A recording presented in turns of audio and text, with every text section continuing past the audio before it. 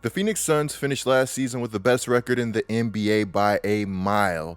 Yet here I am, still puzzled by some of their decision making. We all know that in the NBA, a championship window is not forever, and usually you have to strike while you can. And if you're not striking while you can, then usually you want to do everything possible to keep that title window open. The Phoenix Suns had a very easy path to potentially keeping their title window open, but instead, they wanted to complicate everything. You could say that maybe they had a good reason, but I'm going to choose the other side on this one. But in a weird way, I do understand where they were coming from. Deandre Ayton was always going to be a restricted free agent at worst, meaning that you basically controlled his destiny no matter what happened. July 14th, restricted free agent Deandre Ayton would agree to a 4-year, $133 million maximum offer sheet from the Indiana Pacers. Deandre Ayton signing this offer sheet really got me thinking, what would Deandre Ayton look like in Indiana? Would the Indiana Pacers become a playoff team or a play-in team in the Eastern Conference with Deandre Ayton? Apparently, Ayton was enthusiastic about the possibility of playing with young, talented guard Tyrese Halliburton and becoming a centerpiece of the Pacers' rebuild. And who can blame Ayton? Indiana is up and coming, and without a doubt, Ayton would have been able to get his numbers up on an Indy team that seems to be trending in the right direction roster-wise. Guys, I am stupid high on Tyrese Halliburton. I think it's only a matter of time before people are calling him one of the best guards in the association. His breakout is one that I've been calling for a while, and if you watched Laced Up before we had to bring it to an end, then you would know exactly how high that I've been on Halliburton, even saying that he has some Stephen Curry to his game. And at his young age, he's already one of the best passers in the association. What's so beautiful about Halliburton is that he passes with the intent to make a play. He doesn't pass with the intent to only get an assist. Meaning that he's not one of those guys that's going to sit there and pound the rock for 10 to 15 dribbles before he ends up passing the ball. I know what you guys are thinking. Well, Coop, he was already playing with Chris Paul. And while Chris Paul is a great passer, he's also 37 years old, and the Suns made it clear that they wanted to run a different style of offense other than that of playing through DeAndre Ayton. And then there's that whole disrespect thing, which we'll get into a little later in this video. Now, the Pacers were so confident in their ability to sign Ayton that the Pacers would waive Dwayne Washington and stretch the 3 players who arrived in the Boston trade for Malcolm Brogdon. They did this to continue to create cap space to offer Ayton the max.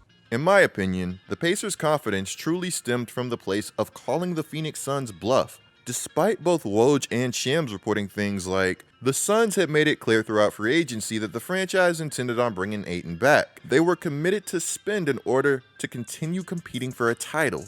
And also reporting things like Phoenix showed no inclination to negotiate a sign and trade agreement with Indiana prior to Ayton signing the offer sheet.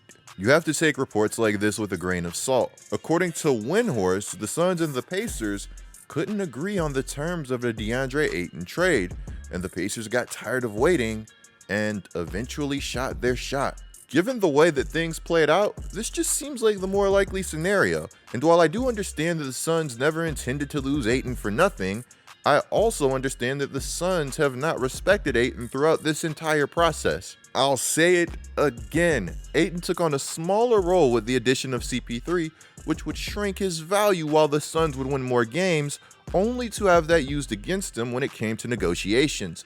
If CP3 never arrives in Phoenix and Ayton's role never dwindles, there's a chance that Ayton is pushing close to 25 points per game on worse efficiency. According to StatMuse, without Booker or CP3 in the last 2 seasons, Ayton is averaging 19 points and 10.6 rebounds on 63.9% from the field. Guys, DeAndre Jordan shot 67% for his career, which is a wildly elite shooting percentage. And all this guy did was basically dunk. And of course, dunk on people. Anyways, my point is that Ayton is really freaking good.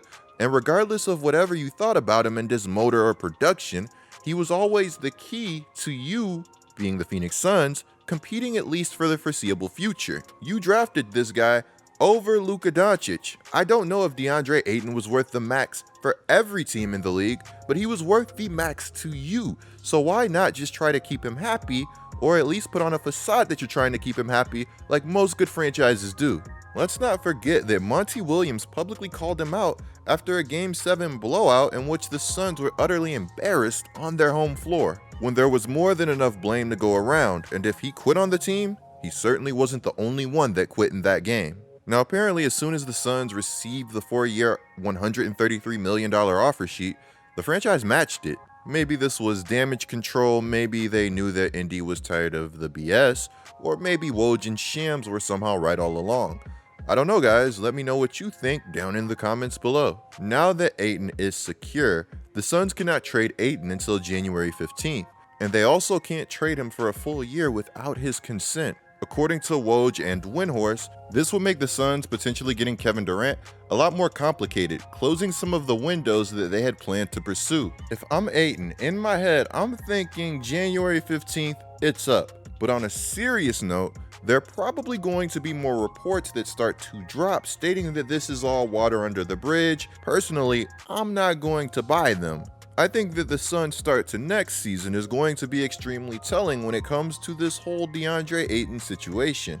If the Suns aren't playing more through Ayton, which would greatly benefit an older and injury-prone CP3, or if they just struggle to start this season, expect the DeAndre Ayton trade rumors to start coming in, and possibly look at this team to maybe not go through a rebuild, but more of a roster shakeup.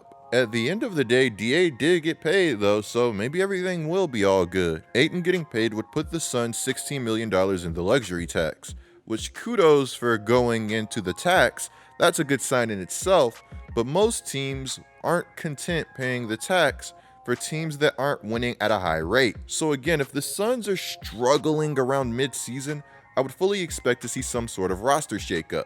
While we're on the topic of shaking up the roster, I remember seeing some Cam Johnson rumors floated around earlier this summer. Now, if you're the Indiana Pacers, this has to mark the end of the road for Miles Turner, right? This guy only has 1 year left on his contract, and actions speak louder than words. And I mean, the words have been pretty loud, as have the actions. The Pacers recently made their intent loud and clear. July 6th, there was a report that stated that there would be a good chance that Miles Turner is traded by the Pacers this offseason. The Pacers have some very talented young bigs on their roster that could use more minutes.